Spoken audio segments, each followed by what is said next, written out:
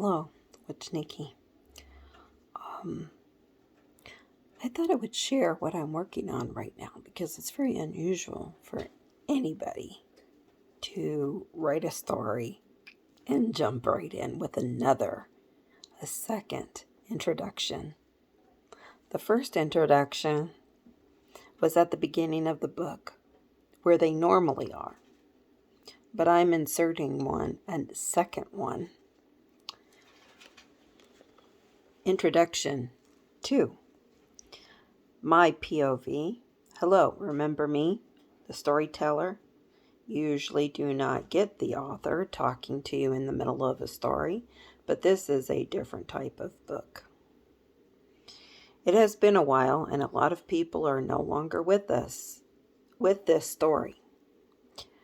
So I thought I would put in an introduction of the people who are left to finish out our story, whether it ends bad or good. We need characters to finish out the story, so here is a brief introduction for those of you who need or want it. If not, skip ahead. I'm not listing them good guys or villains. I'm not a judge or jury. I am just telling a story and want the readers to know what is going on.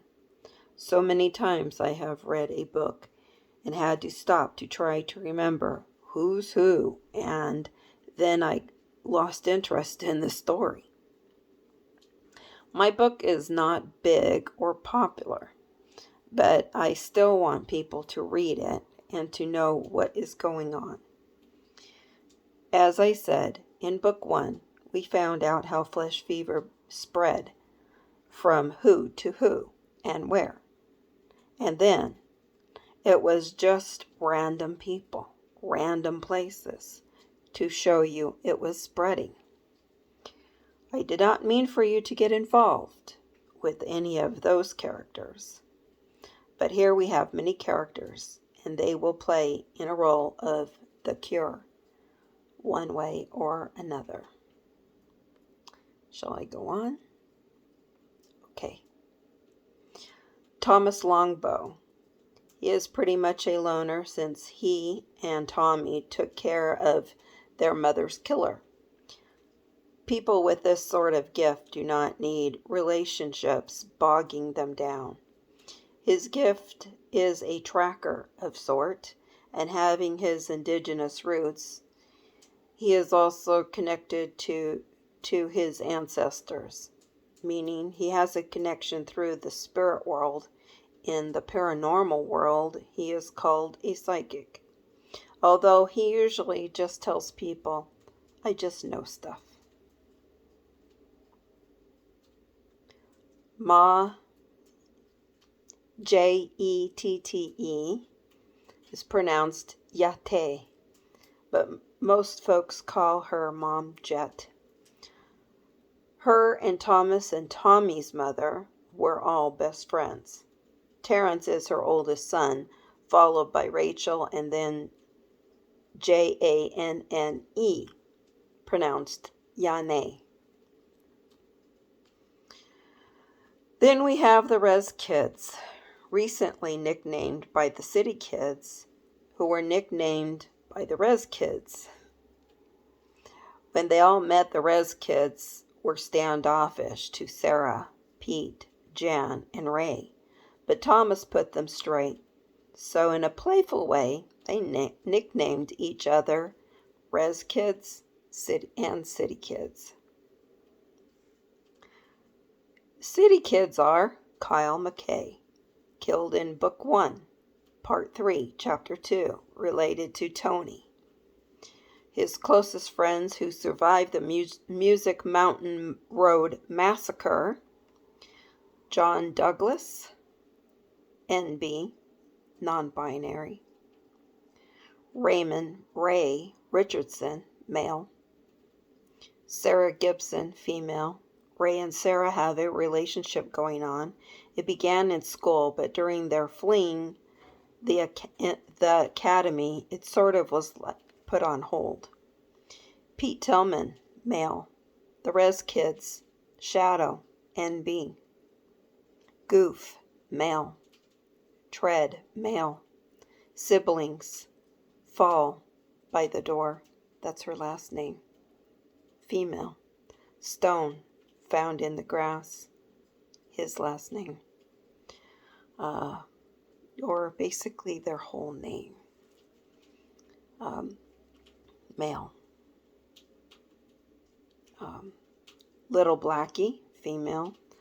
Stowaway, Larry, male. NB stands for non-binary, having or relating to a gender identity that does not conform to traditional binary beliefs about gender, which indicate that all individuals are exclusively either male or female. From 37th Avenue, number 2C, Ruth, also known as Miss Davis, is a transgender woman. Her friend and past business partner, Jen Little Big Flame, is a lesbian. Her college friend and present business partner, Marlissa, no last name given, her cousin, Tony McKay. Marlissa and Tony are a newly developing couple. The farm. Noble is a lab tech, ex-con, female. Fahim Nazari, also a lab tech, male, gay. Z. Wazim, ex-con and veteran, male. Sean Magley, ex-con, male. Ray, ex-con, lesbian, female. JJ, helps Farmer Williams keep on track, was sent in as quantity control, female. Dr. Williams worked for the CDC and stole bodies for unscrupulous purposes, male. Joe Traderman, Dr. Williams' henchman of a sort, ex-con, male. Professor Daksha Danny works at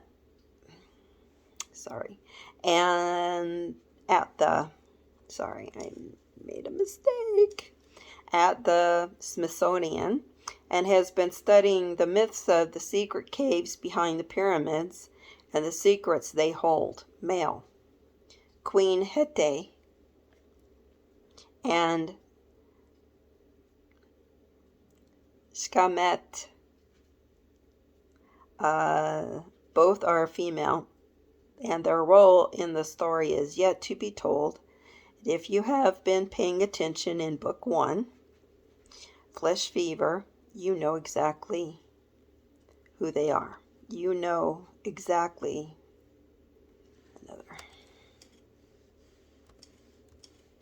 who they are. Khadija Malak, nurse with a certificate of doula, delivery attendant, female. Marcy Danny, also a nurse and sister to Daksha Danny, attendant over Queen Hete, female. The term used in this story, Nihat, is the spider trickster of Grosvenor tribe. His name is pronounced Nihat or Nihat-a. See Grosvenor folklore. I will not spoil it by telling what this is or why it is used. It will all come together in the end. So this is a second introduction. It kind of comes into the middle of the story. Most of the deaths that have occurred in the other book, in the first book, were to show the progression of this illness or whatever it may be. I'm not going to spoil it. So those characters popped in and popped out quickly. However, this Dr. Williams has a few of them that he stole from the CDC. He was trying to find the cure on his own, but then he got a better offer, and he needs the money for his mom. But then everybody's getting a little bit too greedy here. You'll see. Anyways, I just thought I would pop in and give this little story. Have a good day.